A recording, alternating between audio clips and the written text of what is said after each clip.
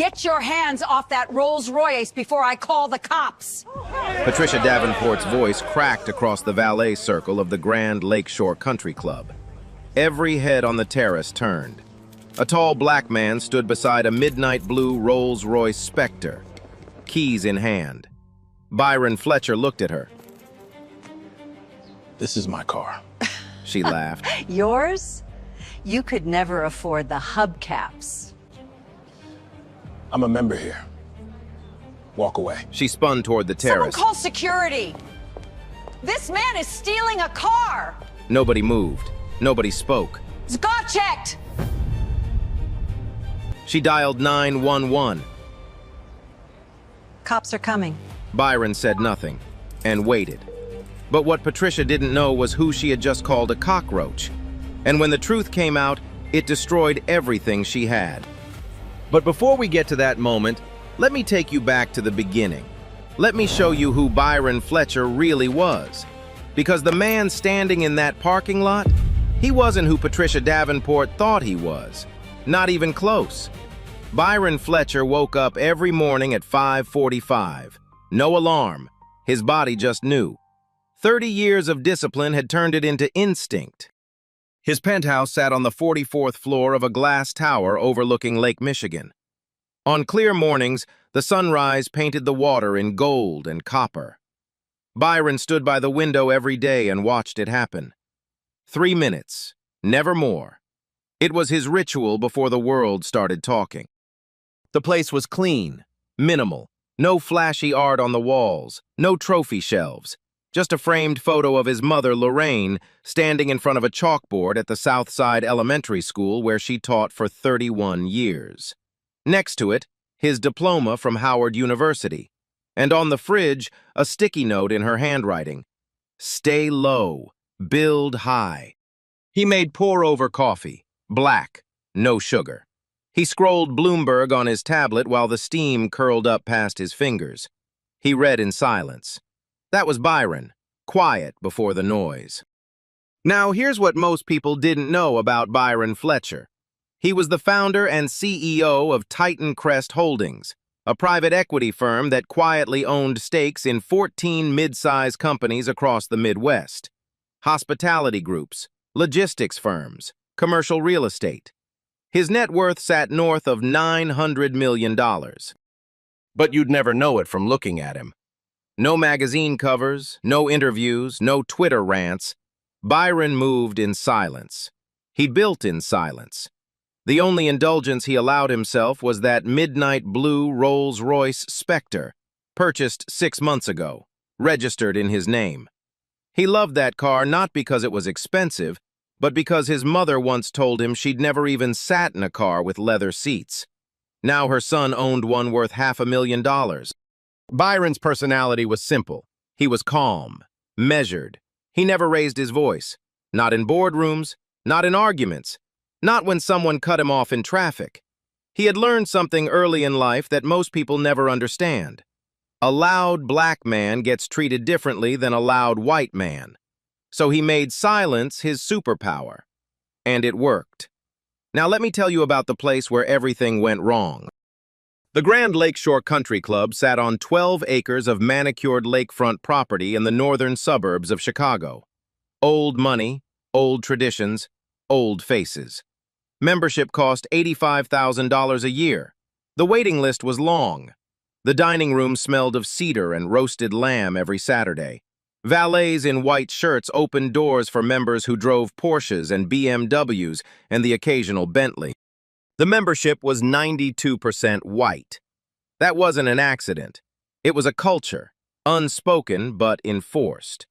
Byron had joined 2 years ago, not because he wanted to network, not because he cared about status. He joined because Titan Crest Holdings had acquired a 60% stake in Lakeshore Hospitality Group, the parent company that owned and operated the club. Byron Fletcher, through his firm, was the club's ultimate owner. Almost nobody there knew it, and Byron liked it that way. Now, Patricia Davenport. Patricia was 54, white, blonde highlights that cost $300 every 6 weeks. She was the VP of operations at Lakeshore Hospitality Group, which meant she technically worked for Titan Crest Holdings, which meant she technically worked for Byron Fletcher. She had no idea. Patricia had been a member of the club for 12 years. She sat on the social committee. She organized the annual gala. She decided who felt welcome and who didn't. And if you weren't white, wealthy, and familiar, you didn't feel welcome. She had complained twice in writing to club management about Byron's presence. She described him as unfamiliar and possibly not a member. She never used his name. She didn't bother to learn it. Her husband, Stuart Davenport, was the CFO of the same subsidiary. Together, they were the golden couple of the lakeshore social scene. Patricia believed she owned the room. She was about to find out she didn't even own her job. So now you've got the picture. Byron Fletcher, quiet, wealthy, powerful, standing in a parking lot while a woman who works for him calls the police on him for touching his own car. Let's go back to that moment. Byron had just finished brunch. He ate alone. He always did on Saturdays. Corner table by the window, grilled salmon, sparkling water, a tablet propped against the breadbasket. He read for 45 minutes, paid his check, and walked through the dining room toward the front entrance. The sun hit him as he stepped outside. Warm, mid-afternoon. The smell of fresh-cut grass drifted from the fairway. Sprinklers hissed in the distance. A light breeze carried the sound of laughter from the terrace where members sipped rosé and talked about nothing important. Byron walked across the lot toward his Rolls Royce. He pressed the key fob. The car chirped. The headlights blinked twice. He reached for the door handle. That's when Patricia's voice hit him. "Get your filthy black hands off that Rolls Royce before I call the cops." Byron turned. Patricia stood 15 feet away near the valet stand. Two friends flanked her, both white women in sundresses, both frozen mid-conversation. Patricia's face was twisted with certainty, not fear, not confusion, certainty. She had already decided what was happening. Byron looked at her. "This is my car." "Yours?" she laughed. "You black apes can't even afford the hubcaps." "I'm a member here. Walk away." "Member? You crawled in like a cockroach." She spun toward the terrace. "Someone call security. This thug is stealing a car." Nobody moved. Nobody spoke. She dialed 911. Now let's talk about what she said on that call, because the 911 recording would later become evidence, and every word mattered. Patricia told the dispatcher, "There is a black male trying to steal a Rolls Royce from the Grand Lakeshore Country Club. He's acting aggressive and suspicious. Please send someone immediately." Acting aggressive. Byron hadn't moved. He hadn't raised his voice. He had said 9 words total. But in Patricia's mind, a black man standing next to an expensive car was already a crime in progress. She hung up and crossed her arms, smiled, satisfied, like she'd done the neighborhood a favor. Byron stood still. He put his keys in his pocket. He didn't reach for his phone. He didn't argue. He just breathed. In, out, slow. He knew what was coming. He'd been here before. Not at this club, not with this car, but in this exact situation. Different setting, same script. 2 squad cars pulled into the club's entrance 8 minutes later. Lights flashing. No sirens, but the lights were enough. Blue and red strobed across the white facade of the clubhouse. The crunch of tires on gravel made every head on the terrace snap forward. Officer Greg Nolan stepped out of the first car. White, mid-40s, buzz cut, shoulders squared like he was walking into a combat zone, not a country club parking lot. His hand rested on his belt, not on his weapon, but close enough to send a message. Officer Denise Caldwell stepped out of the second car, calmer. She scanned the scene with her eyes first before moving her feet. She noticed Byron's posture, hands visible, shoulders relaxed, no sudden movements. She noticed, but she didn't say anything. Not yet. Nolan walked straight to Byron, not to Patricia, not to the valet stand, straight to the black man. "Sir, step away from the vehicle." Byron stepped back. 1 step, hands at his sides, visible. "Can I ask what this is about, officer?" We got a report of a vehicle theft. That your car? Yes, sir, it is. You got ID? Byron reached slowly into his back pocket. He pulled out his wallet. He handed over his driver's license, his vehicle registration, and his club membership card. Every document matched. Byron Fletcher, the Rolls-Royce Spectre, Grand Lakeshore Country Club member since 2 years ago. Nolan looked at the documents, looked at Byron, looked at the car, then looked at Patricia, who had walked up behind him like she was part of the investigation. "Officer, I've been a member here for 12 years, Patricia said. Her voice was sweet now, cooperative, helpful citizen voice. I have never seen this man before. That car does not belong to anyone like him. Anyone like him." Those 3 words floated in the air. Officer Caldwell's eyes flicked to her partner. She caught them. She filed them away. But Nolan? Nolan didn't flinch. He turned back to Byron. "I'm going to need you to wait here while I sort this out." "My documents are clean, officer. Everything matches." "I understand that, sir, but a complaint was filed. I need to follow procedure." He didn't return Byron's documents. He walked back to his squad car with Byron's license and registration in his hand. Byron was now effectively detained. No handcuffs, no charges. But he couldn't leave without his identification, and Nolan knew that. Let me be clear about what was happening here. Byron had provided legal proof of ownership. His name was on the registration. His photo was on the license. His membership card was valid. A club manager named Todd had just walked out the front entrance and confirmed, yes, Byron Fletcher is a member here, has been for 2 years. Todd told Nolan directly, "Officer, Mr. Fletcher is one of our members. There's no issue here." Nolan barely looked at him. "Ma'am filed a report. I have to follow through." Todd opened his mouth, then closed it, then walked back inside. Another bystander who saw everything and did nothing. Now here's where the crowd comes in. The terrace at the Grand Lakeshore Country Club sat elevated above the parking lot. It was designed for watching sunsets over the lake, but that Saturday, it became a theater, and Byron was the show. Members drifted to the railing with their wine glasses and iced teas. Some whispered, some pointed. A few pulled out phones and started recording, not to help, to watch. A young white couple near the railing exchanged glances. The woman looked uncomfortable. She leaned toward her partner and muttered something. He shrugged. They stayed. They watched. They did nothing. An older man in a blazer shook his head slowly, but whether he was shaking it at Patricia or at Byron, you couldn't tell.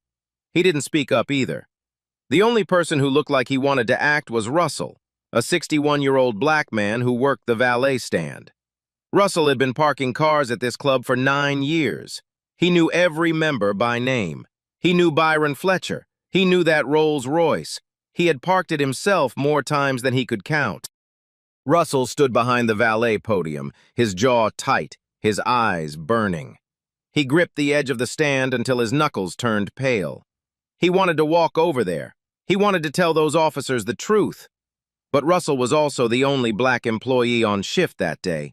He'd been written up last month for tone. His crime was politely correcting a white member who parked in a handicap spot. He knew what speaking up could cost him, so he stood there, watching, hurting, silent. Patricia circled back to her friends near the terrace steps. She spoke loud enough for everyone to hear. "I'm just trying to protect this community. You can never be too careful these days. You know how they are." "You know how they are." Byron heard it. He didn't react. He stood by the squad car with his hands at his sides, watching every face, hearing every word, cataloging every second. He wasn't just enduring this moment, he was recording it, in his mind, in detail, with the patience of a man who had learned long ago that memory is evidence. The sprinklers kept hissing on the fairway. The ice kept clinking in glasses on the terrace. The sun kept shining like nothing was wrong. But everything was wrong, and it was about to get worse. 15 minutes had passed. Byron Fletcher was still standing in that parking lot. No charges, no crime, no warrant, just a black man waiting for permission to drive his own car. Officer Nolan walked back from his squad car. He still had Byron's documents in his hand. He hadn't returned them. He stopped 3 feet in front of Byron, close enough to make a point. "All right, I need you to open the vehicle." Byron looked at him. "Excuse me?" "The car. Open it up. Pop the trunk. Let me take a look inside." "No." The word landed like a brick on concrete. Nolan's jaw shifted. He wasn't used to hearing that word, especially not from someone in Byron's position. "If you've got nothing to hide, why not just pop the trunk?" Byron kept his voice level. "Because you don't have a warrant. I've already provided my registration. My name matches the vehicle. You have no probable cause to search." "Sir, I'm trying to help you here." "No, officer, you're trying to search my car without legal authority, and I'm exercising my Fourth Amendment right to decline." Nolan stared at him. 5 seconds. 10. The air between them thickened like humidity before a storm. A bead of sweat rolled down the side of Nolan's neck. His hand drifted back toward his belt. Not to his weapon, but close. Always close. He turned away, keyed his radio. The static crackled in the warm afternoon air. "Dispatch requesting K-9 unit to Grand Lakeshore Country Club. Possible vehicle theft. Suspect is uncooperative." Suspect. Uncooperative. Byron had shown every document, answered every question, hadn't raised his voice once. But because he said no to an illegal search, he was now a suspect. Because he knew his rights, he was now uncooperative. The K-9 unit was 20 minutes out. That meant Byron Fletcher, CEO, multimillionaire, rightful owner of the car and the club, was going to stand in a parking lot for at least another 20 minutes. In front of 40 witnesses, under flashing lights, for a crime that never happened. Patricia watched from near the terrace steps, arms crossed, chin lifted. She turned to one of her friends and said, loud enough to carry, "They're handling it. Finally. These people think they can just walk in anywhere." These people. Officer Caldwell stood by the second squad car. She hadn't said much, but she was watching everything. The way Nolan positioned himself, the way Patricia kept inserting herself, the way Byron's documents sat on the dashboard of the cruiser instead of back in his hands. She walked over to Nolan, spoke low. "Greg, his documents check out. Manager confirmed membership. Maybe we should just..." "I called the K-9, we're waiting." "On what basis?" "Registration matches, license matches. There's no probable cause for..." "I said we're waiting, Caldwell." She looked at him. He looked past her. Conversation over. Caldwell stepped back. She didn't push further. She should have, she knew it. But rank has a gravity of its own, and Nolan had seniority. Meanwhile, Nolan turned back to Byron. "While we wait, I'm going to need you to sit down." He pointed at the curb. The curb. Like Byron was a teenager caught shoplifting at a gas station. Like the concrete edge of a parking lot was where this man belonged. Byron looked at the curb, then looked at Nolan. "I'll stand." "I said sit down." "And I said I'll stand. I haven't been charged with anything. I'm not under arrest. I'll stand." Nolan stepped closer. Close enough that Byron could smell the coffee on his breath. Close enough that the body camera on Nolan's chest could only see Byron's torso, not his face. Convenient framing. Maybe intentional, maybe not, but convenient. "You really want to make this harder than it needs to be?" Byron didn't blink. "I'm not making anything hard, officer. I'm standing in a parking lot next to my own car." The moment stretched. 5 seconds. 10. 15. The terrace was dead silent. You could hear the flag on the clubhouse pole snapping in the breeze. Caldwell stepped between them, gently, professionally. "Let's just wait for the unit, Greg. He's not going anywhere." Nolan backed off, half a step. His eyes stayed on Byron like a dog watching a fence. That's when Patricia made her next move. She walked over to the officers, uninvited, and added more fuel to a fire she had already set. "Officer, I want you to know, he was lurking around the parking lot earlier, before he went to the car. He was walking between the vehicles, looking inside them. I saw him casing the lot." This was a lie, A complete fabrication. Byron had walked in a straight line from the dining room to his car. 30 seconds, one direction. But Patricia said it with the confidence of a woman who had never been questioned in her life. Then she added another one. And when I first confronted him, he threatened me. He got aggressive. He said if I didn't walk away, I'd regret it. Byron had said 9 words in that entire exchange. This is my car. I'm a member here. Walk away. That was it. No threats, no aggression, nothing even close. But Patricia knew something Byron also knew. In situations like this, her word carried more weight than his. She didn't need evidence. She needed tears and a trembling voice. And she had both ready. Nolan wrote it down. He didn't verify. He didn't ask for witnesses. He didn't check the valet stand security camera 10 feet away. He just wrote it down. Byron watched him write. His pulse climbed. Not from fear, from the slow-burning recognition of a system doing exactly what it was designed to do. His jaw tightened. His fists clenched for half a second, then released. He breathed, counted. 4 in, 4 out. He had spent 30 years learning to control his body in moments like this. Because he understood, deeply, painfully, that his anger, no matter how justified, would become their evidence. One raised voice, one clenched fist, one step in the wrong direction. That's all it would take to turn a victim into a perpetrator. So he stood still, and he burned quietly. Now, let me tell you about Russell. Russell had been watching this whole thing from behind the valet podium. 9 years at this club. 9 years of yes, sir, and right away, ma'am, and smiling through things that should have made him scream. He knew every car in that lot. He knew every member's name, their preferred parking spot, their drink order, their kids' names. He was invisible in the way that only service workers of color can be, essential but unseen. Russell had Byron's valet records on the tablet behind the stand. Check-in logs, parking assignments, dates, 2 years of Saturdays, the Rolls-Royce Spectre, spot number 12, every single week. He could end this whole thing in 30 seconds. Walk over, show the screen. Done. But Russell was also the only black employee on shift. He had been written up last month for tone when he politely told a white member she couldn't park in the fire lane. The write-up went in his file. His manager told him to be more mindful of how he comes across. 9 years of perfect service, 1 moment of professionalism, and it became a disciplinary issue. He knew what speaking up could cost him. His job, his insurance, his daughter's tuition. All of it.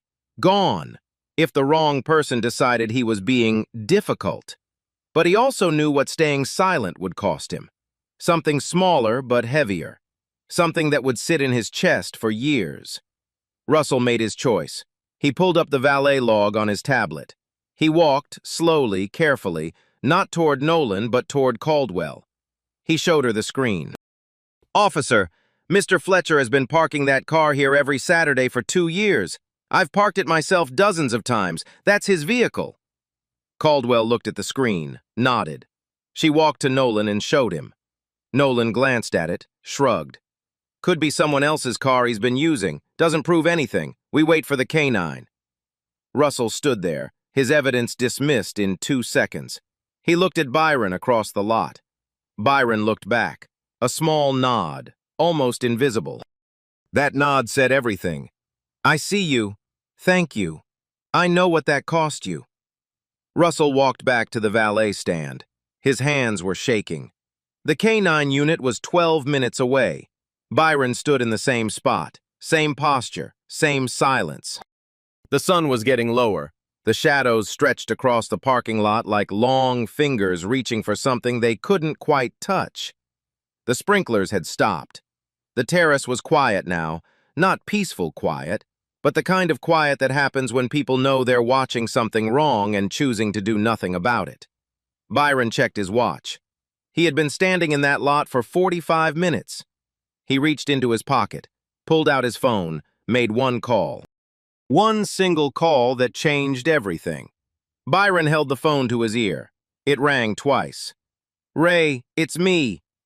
Raymond Ellis, Byron's attorney, his college roommate at Howard, and the one person on earth Byron trusted without hesitation, picked up on the other end.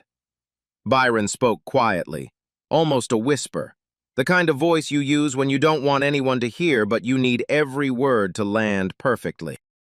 I'm at Lakeshore. I need you to come down here. Bring the acquisition documents, all of them, the corporate filings, the org chart, everything.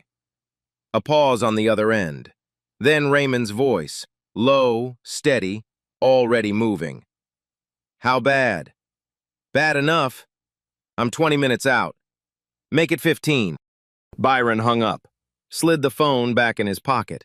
He looked across the parking lot at Patricia, who was leaning against the valet stand, chatting with her friends like she was at a garden party, laughing, relaxed, victorious. Byron almost smiled. Almost. 15 minutes later, a black Lincoln Town car turned into the club entrance.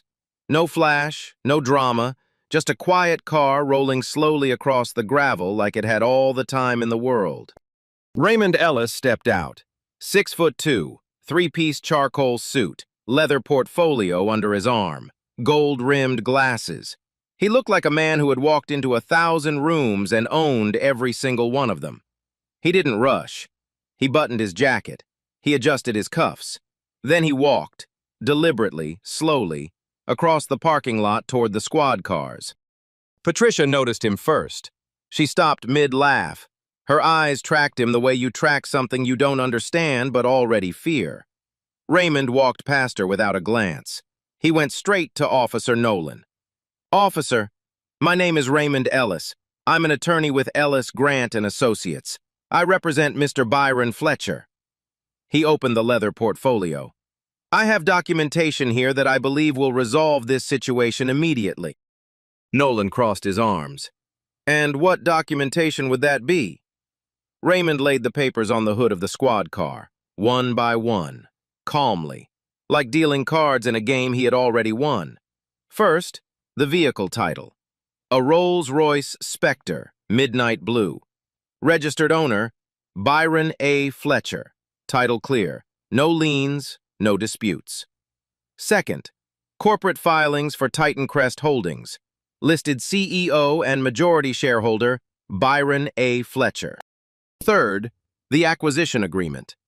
Titan Crest Holdings had acquired a 60% ownership stake in Lakeshore Hospitality Group, the parent company. The company that owned and operated the Grand Lakeshore Country Club. The company that employed every person working in this building. Fourth, the subsidiary organizational chart. Raymond pointed to two names highlighted in yellow. Patricia Davenport, Vice President of Operations. Stuart Davenport, Chief Financial Officer.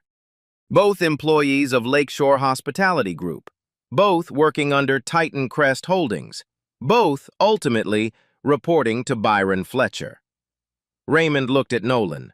Then he turned, slowly, so his voice carried across the parking lot, across the valet circle, up to the terrace, to every member standing with a wine glass and a phone. Let me make this very clear, officer. My client is not stealing from this club. My client owns this club. And the woman who called the police on him? He paused, looked directly at Patricia. She works for him. Silence. Not the awkward kind, not the uncomfortable kind. The kind of silence that happens when the ground shifts under everyone's feet at the same time. The kind where 40 people hold their breath and realize they just watched something they can never undo. Patricia's face drained, not slowly, all at once, like someone pulled a plug behind her eyes. Her mouth opened, her lips moved, but nothing came out. Her friend touched her arm. Patricia didn't feel it. Officer Nolan looked at the documents, looked at Byron, looked at the ground. His hand dropped from his belt for the first time in an hour. Officer Caldwell stepped forward immediately. She looked at Byron. Mr. Fletcher, you're free to go. I apologize for the inconvenience. Inconvenience. Byron let the word pass. He didn't correct her. Not now. Nolan said nothing. He picked up the documents, handed them back to Raymond, and walked to his cruiser. He didn't apologize. He didn't look back. He got in, closed the door, and stared at his steering wheel like it held the answer to what just happened. Patricia unfroze. She took 2 steps toward Byron. Her voice cracked. I didn't know. I was just trying to... Byron held up one hand, palm flat, the universal signal for stop. We'll be in touch, Mrs. Davenport. 5 words. No anger, no shouting, no dramatic monologue. Just 5 words that carried the weight of everything that was about to come. Byron walked to his Rolls Royce. He opened the door. The interior smelled like leather and cedar. He sat down. The engine purred to life, a deep, low vibration that you felt more than heard. He pulled out of the parking lot slowly, not fast, not dramatic, slowly, like a man who had nowhere to rush to because he already owned everything in sight. The crowd on the terrace parted at the railing, phones lowered, glasses sat untouched. Nobody spoke. Russell stood behind the valet podium. He watched the Rolls Royce roll toward the exit. And for the first time in this entire story, Russell smiled. The sun sat lower now. Long shadows stretched across the gravel. The breeze had died. The flag on the clubhouse pole hung limp and still. The terrace was silent. The laughter was gone. The clinking was gone. The only sound was the quiet hum of a midnight blue Rolls Royce disappearing down the tree-lined drive.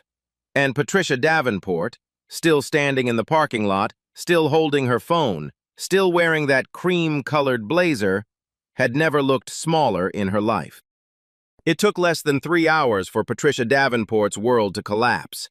The first video hit social media at 4:12 p.m. A 23-year-old club member had filmed the entire confrontation from the terrace railing. Horizontal, steady, clear audio. You could hear every word Patricia said, every single one. You black apes can't even afford the hubcaps. You crawled in like a cockroach. This thug is stealing a car. The video was 2 minutes and 46 seconds long. By 6 p.m., it had 400,000 views. By midnight, it had crossed 2 million. A second angle surfaced an hour later, filmed from the valet stand. This one caught Raymond Ellis laying the documents on the hood of the squad car. It caught the moment he turned to the crowd and said the words that would become the headline of every article written about this day. She works for him. The internet did what the internet does. It moved fast, and it moved hard. The hashtag she works for him started trending at 8 p.m. By morning, it was the #1 trend in the United States. Right behind it, hashtag Lakeshore Karen. Patricia tried damage control. She posted a statement on her personal Facebook page at 10 p.m. that night. Her hands must have been shaking when she typed it because it was full of typos. She called the incident a terrible misunderstanding. She said she was concerned for the safety of the club community. She said she didn't see his membership card and reacted out of caution, not malice. Nobody bought it. The comment section turned into a courtroom. Strangers dissected every frame of the video. They transcribed her words. They circled her facial expressions in screenshots. They found her LinkedIn profile. They found Stewart's. They found the company page for Lakeshore Hospitality Group. Stuart Davenport called Patricia at 11 p.m. She could hear the panic in his voice before he even finished his first sentence. Do you understand what you've done? He owns the company, Patricia. He owns US, our jobs, our salaries, our benefits, everything. And you called him a cockroach on camera. Patricia didn't answer.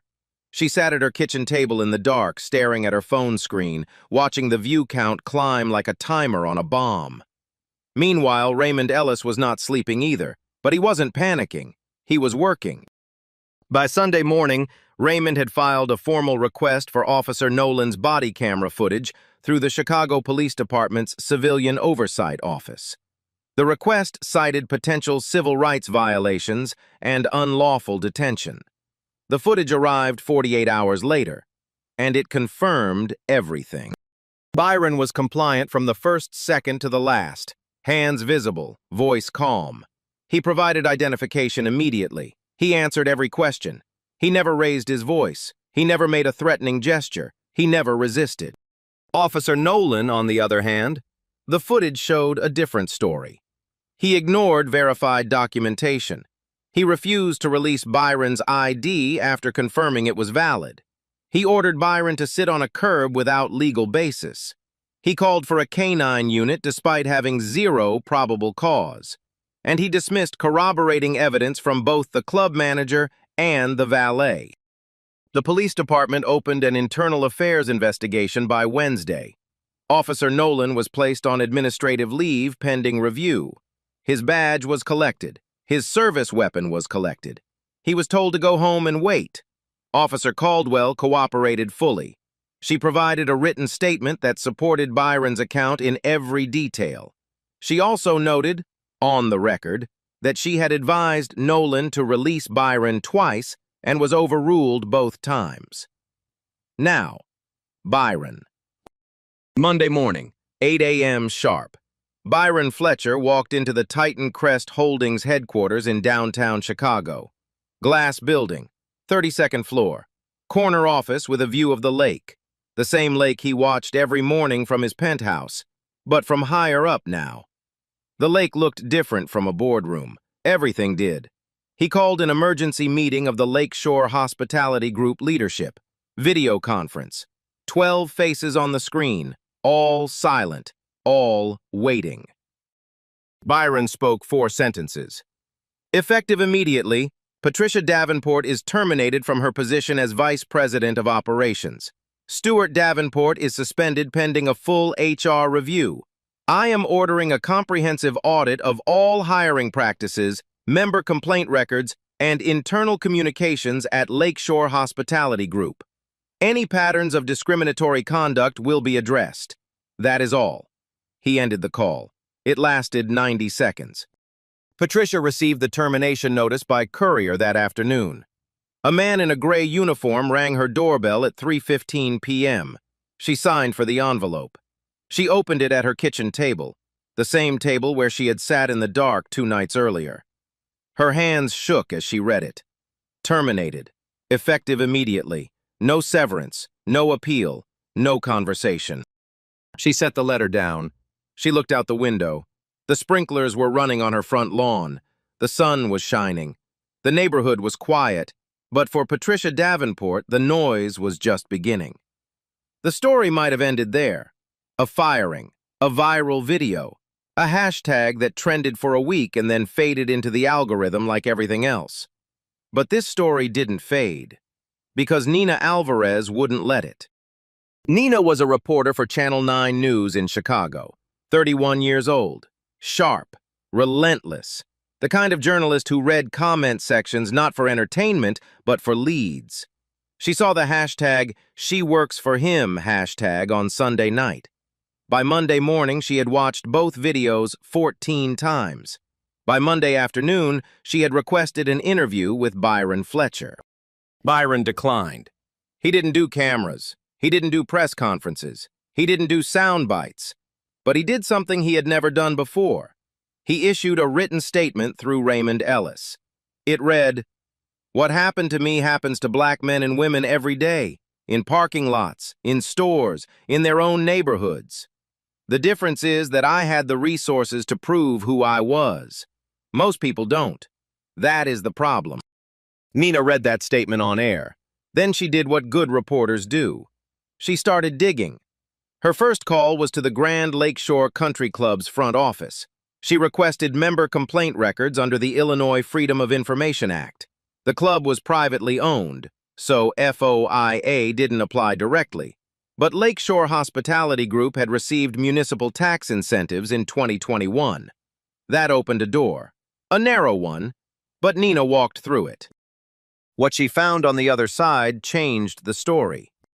Patricia Davenport had filed complaints against people of color at the club on 2 prior occasions. The first, 18 months earlier, targeted a black couple named the Hendersons. Patricia reported them to security for trespassing. They were members. They had been members for 3 years. Security approached them during dinner, asked to see their membership cards, in front of a full dining room. The Hendersons left and never came back. They canceled their membership the next week. The second complaint, 9 months before the Byron incident, targeted a Latino caterer named Carlos Medina.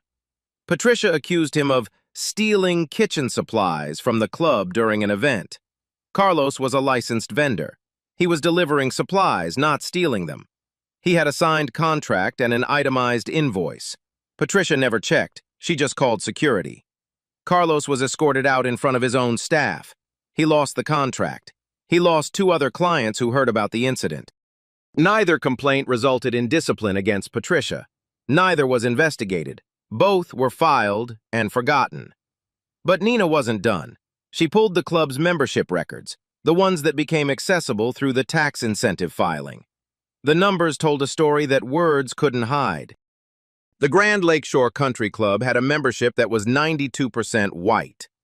In a metropolitan area where 43% of the population was non-white.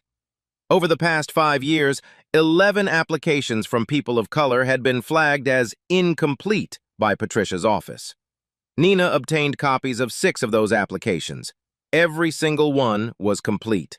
Every document was attached. Every fee was paid.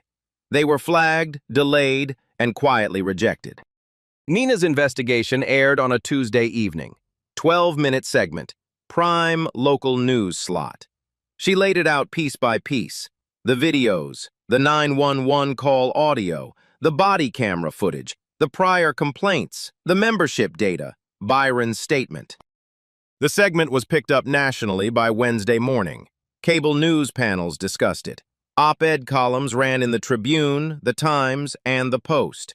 Legal analysts broke down the body camera footage frame by frame. Civil rights organizations issued statements. Social media exploded again. But this time, it wasn't just outrage. It was organized. And then came the law. Raymond Ellis filed a civil lawsuit against Patricia Davenport personally. 3 counts. Filing a false police report. Defamation for the fabricated claims that Byron had threatened her and was casing the lot. And intentional infliction of emotional distress. Separately, and this was important, the Cook County District Attorney filed criminal charges against Patricia. 2 misdemeanor counts. Filing a false police report.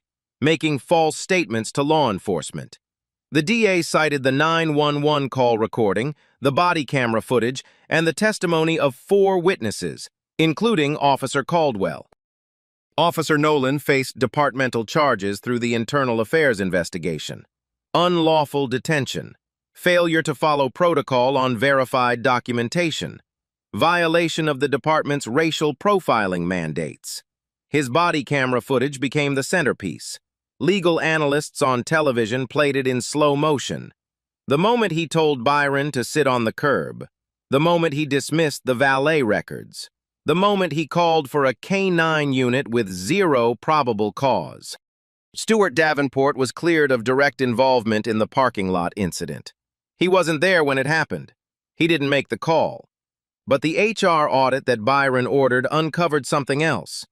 Stewart had been aware of 3 separate discrimination complaints filed by employees and club members over the past 2 years.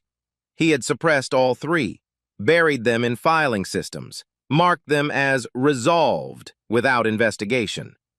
When the audit surfaced this pattern, Stewart was terminated. Patricia's criminal trial began on a gray morning in October.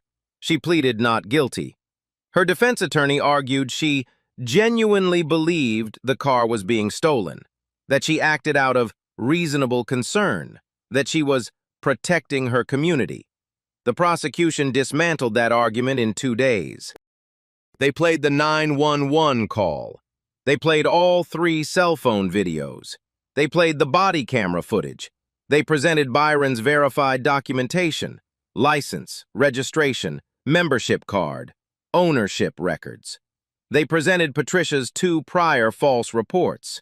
They presented her written complaints about members of color.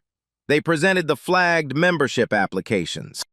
Character witnesses for Patricia were sparse. Her attorney called 3. 2 were club friends who offered vague praise about her community involvement. The third was a former colleague who admitted under cross-examination that Patricia had once referred to a black delivery driver as the help. Judge Carolyn Whitfield delivered the ruling on a Friday afternoon. Courtroom was packed. Cameras in the hallway. Nina Alvarez in the second row. Guilty. Both counts.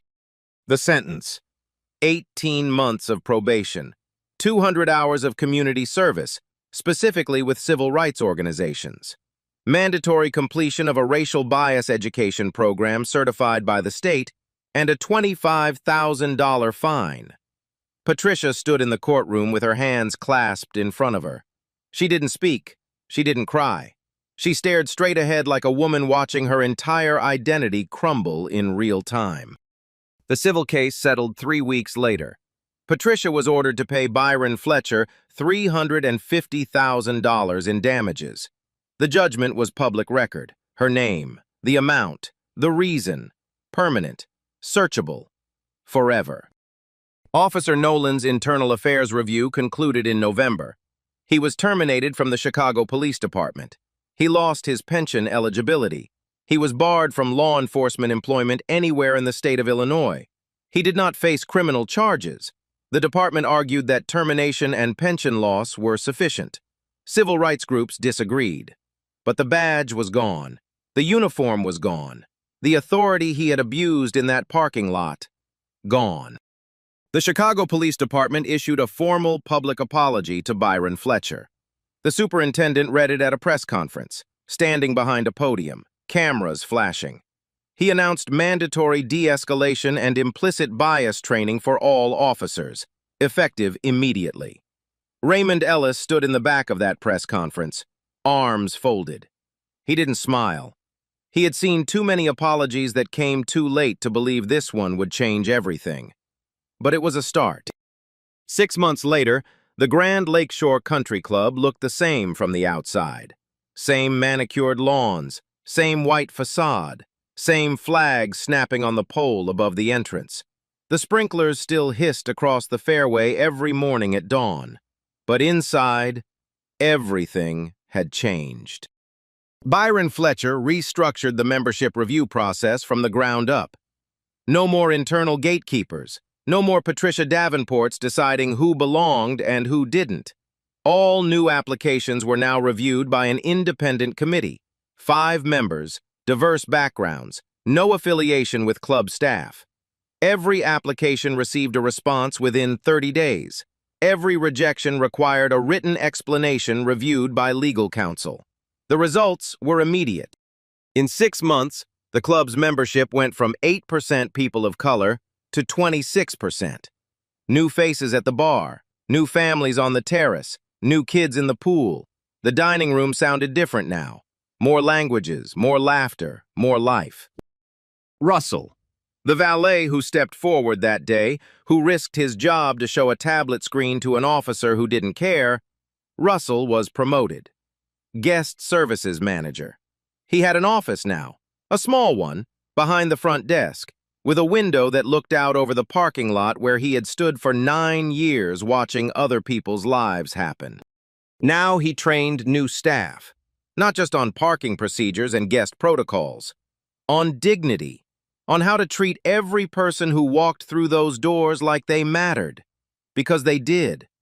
Byron still came for Saturday brunch, every week. Same corner table by the window, same grilled salmon, same sparkling water, same tablet propped against the breadbasket. But something was different now. When he walked through the parking lot, people greeted him. Not with fear, not with awkwardness, with respect.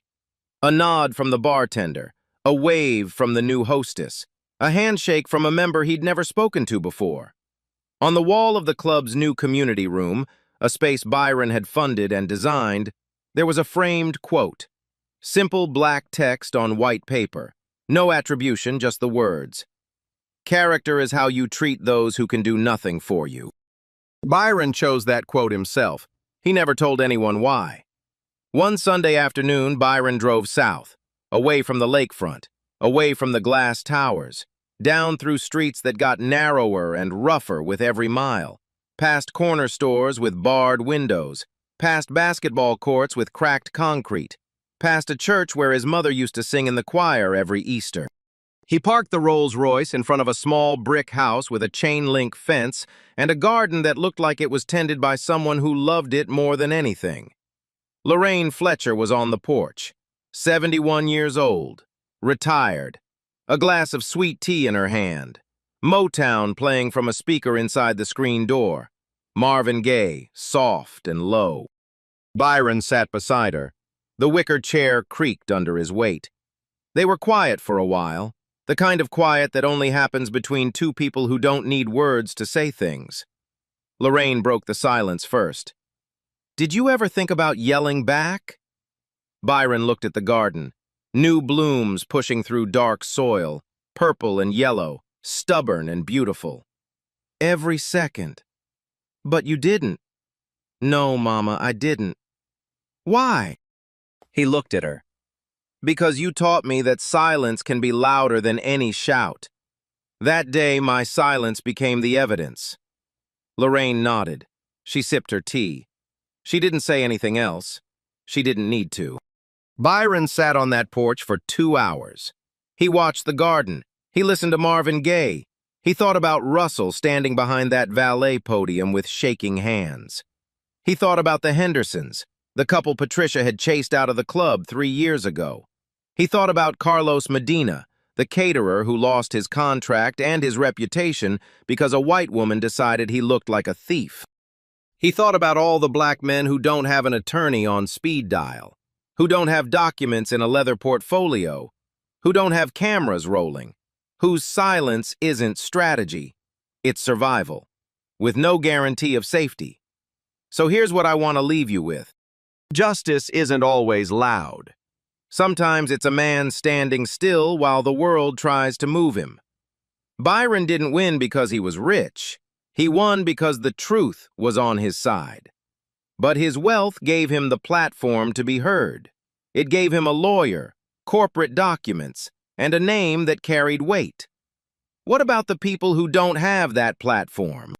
The system responded, eventually, but it took viral videos, a national hashtag, an attorney, ownership documents, a news investigation, and a criminal trial for one black man to be believed over one white woman's assumption.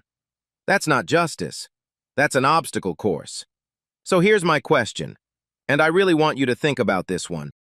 If Byron Fletcher didn't own that company, if he was just a regular man with a nice car and a clean record and the truth on his side, do you think this story would have ended the same way? Drop your answer in the comments. I want to hear it. And if this story hit you somewhere real, if it made you angry or made you think, or made you want to share it with someone who needs to hear it, go ahead and smash that like button. Share this video. And if you're not subscribed yet, come on, you know what to do. I'll see you in the next one.